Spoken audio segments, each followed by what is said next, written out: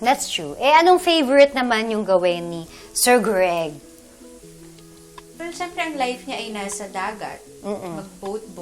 So, yun talaga. Pag Paano kayo maganda yung nag-meet? weather, dito, sa work. May work ako dito, naka-lock-in ako.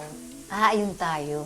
Sa Tapos, inaano nila ako na lumak-in na rin siya. lumakin siya noon. Matagal na kaming pinag-meet. Si Cherry Pie Picache, kinukulit niya ako na meron nga akong friend na single, ganyan, bachelor, may trabaho, may Ayan, business, parang Bagay. Tapos gusto mo ng Virgo, gusto mo ng ganito. So, pwede mo na, madam, ilagay yung ating ground beef. Okay. Paano kaya niya ilalagay?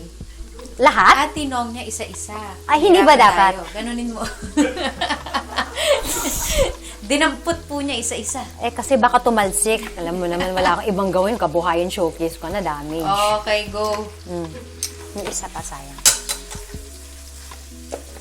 Eventually, pag wala siya, parang hinahanap-hanap ko yung presence niya. Parang, ay, wala si In the kuya. taping, oo. Oo, parang, ay, wala si kuya ngayon sa dinner. Tapos minsan gagawin niya pa, yung pa-cute lang, yung may dadalin lang, kasi yun lang yung na-request namin. Tapos alis agad. Alis na siya. Ay, magaling din.